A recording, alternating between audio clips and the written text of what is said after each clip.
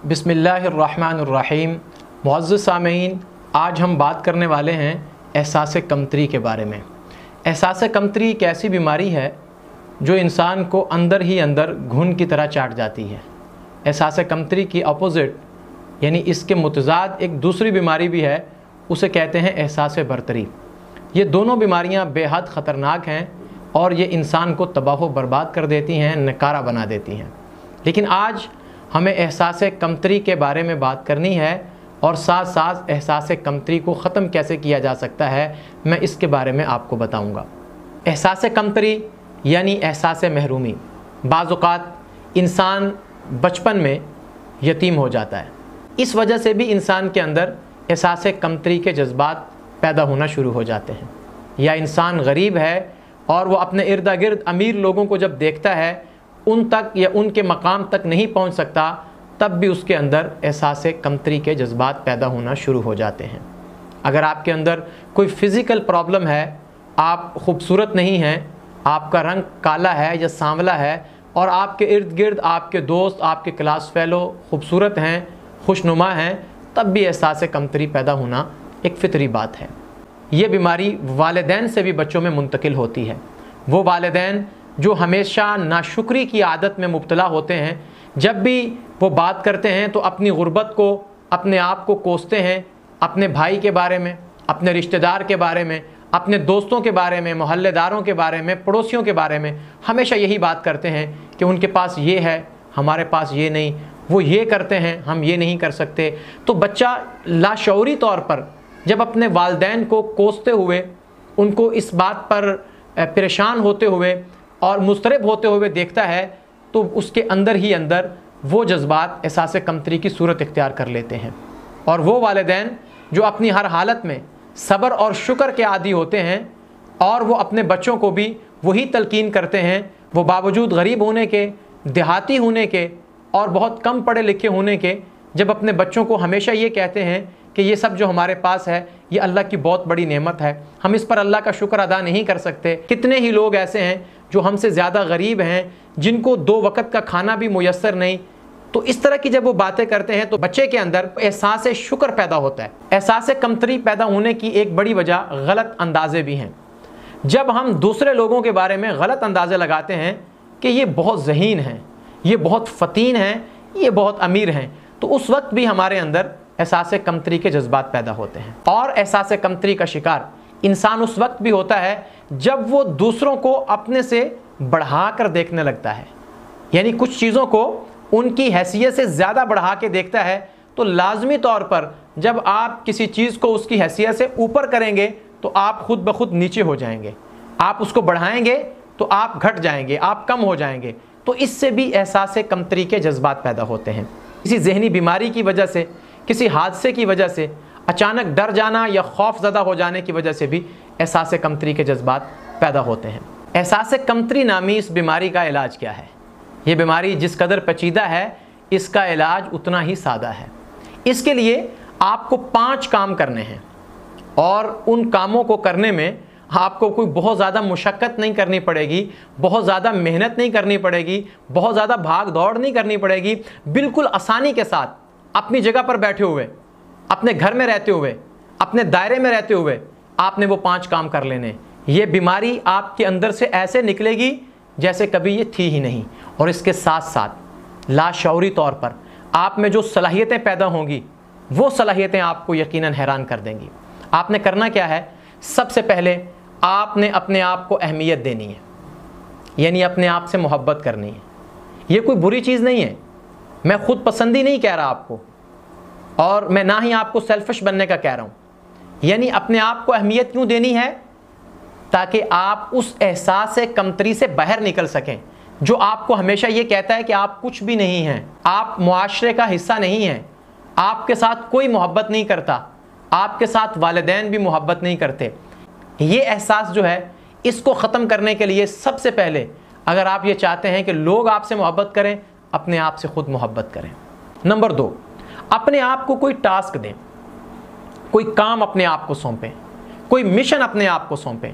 मिसाल के तौर पर हम चूँकि ज़ुबान बयां कोर्स में शरीक हैं, आप अपने आप को ये टास्क दें कि मुझे इस दफ़ा 14 अगस्त पर एक बेहतरीन तकरीर तैयार करनी है, 6 सितंबर पर एक बेहतरीन तकरीर तैयार करनी है, 12 रबीउल अव्वल के हवाले से एक बेहतरीन तकरीर तैयार करनी है, सीरतुन नबी के हवाले से एक बेहतरीन स्पीच तैयार करनी है, कुरान मजीद की आज़मत पर एक तकरीर मुझे तैयार करनी है, या किसी भी और किस्म का टास्क आप अपने आप को दे सकते हैं।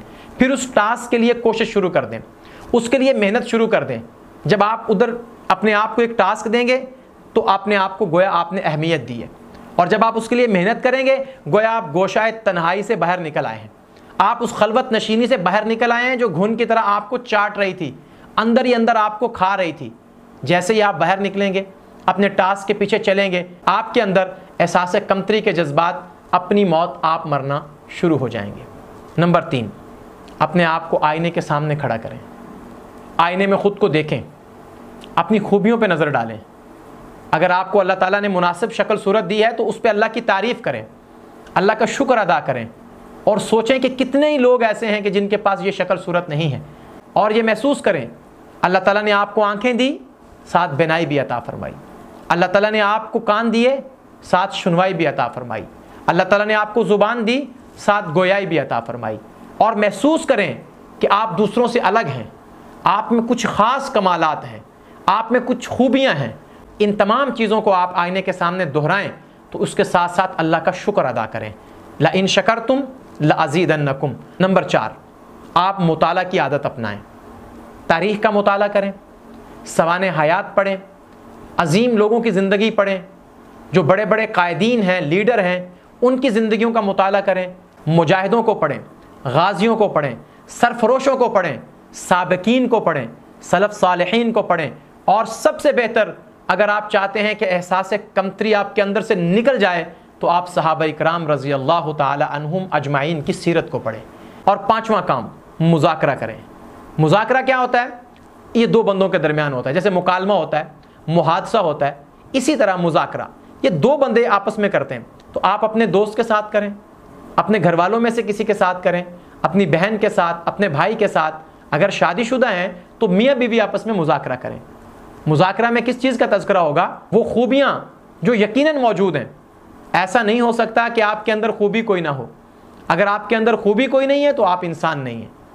अगर आपके अंदर कोई खूबी है, आप अच्छे बेटे हैं, आप अच्छे भाई हैं, आप अच्छे शोहर हैं, या कम अज़ कम अच्छे इंसान हैं, तो अपनी उन खूबियों का तज़किरा करें। इन 5 चीज़ों को करने के बाद आपके अंदर से एहसास कमतरी बिल्कुल ख़त्म हो जाएगी। आपके अंदर एक जहांदीदा शख्स पैदा हो जाएगा, आपके अंदर एक ख़तीब पैदा हो जाएगा, आपके अंदर एक मुकर्रर और एक स्कॉलर पैदा होगा। और जब आपके अंदर ये सलाहियत पैदा हो जाएगी, यानी गुफ्तगू का मलका पैदा हो जाएगा, आपके अंदर कम्युनिकेशन स्किल्स की पावर आ जाएगी, तो फिर आप व्हील चेयर पर भी बैठ कर आएंगे, लोग आपको सुनेंगे, आपसे मोहब्बत करेंगे। आप लाठी पकड़ कर भी उनसे बात करें, लोग सुनेंगे भी और मोहब्बत करेंगे। आप काले रंग के साथ भी लोगों से बात करें, वो सुनेंगे भी और मोहब्बत भी करेंगे।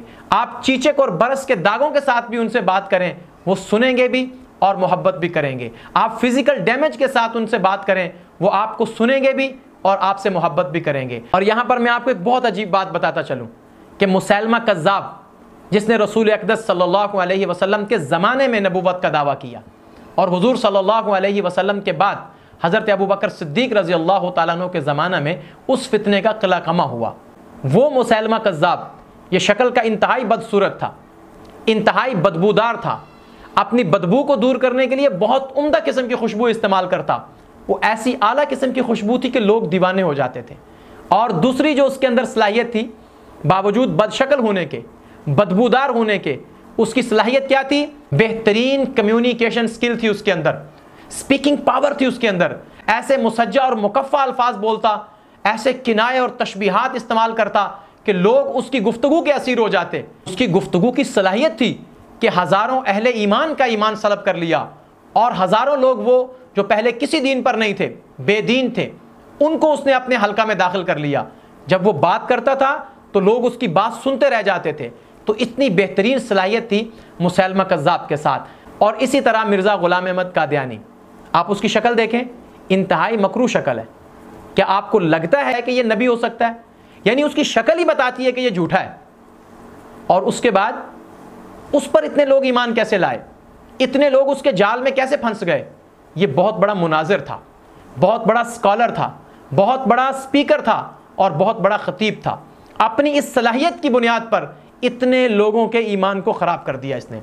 जब गलत लोग गलत तरीके से इस सलाहियत का गलत इस्तेमाल करते हैं तो सही लोगों को सही तरीके से इस सलाहियत का सही इस्तेमाल करना बहुत ज़रूरी है। और जिसमें ज़ुबान बयां की सलाहियत पैदा हो जाए, तकरीर की सलाहियत पैदा हो जाए, गुफ्तगू की सलाहियत पैदा हो जाए, यानी कम्युनिकेशन स्किल पर जिसकी महारत हो जाए, वो बंदा मुकर्रर ना भी बने, वो तकरीरें ना भी करे, वो खिताबत ना भी करे, वो स्पीच ना भी करे, तब भी वो जब बात करेगा तो जी चाहेगा कि उसकी बात को सुना जाए। कितने लोग ऐसे होते हैं, वो मुकर्रर तो नहीं होते, लेकिन जब बात करते हैं तो जी चाहता है कि हम उनकी बातें सुनते जाएं। उनकी बात में मिठास होती है, उनकी बातों में चाशनी होती है, उनकी बातों में गहराई होती है, उनकी बातों में लताफत होती है, उनकी बातों में नज़ाफ़त होती है। ऐसा है कि बैठे रहें तसव्वुर जाना किए हुए।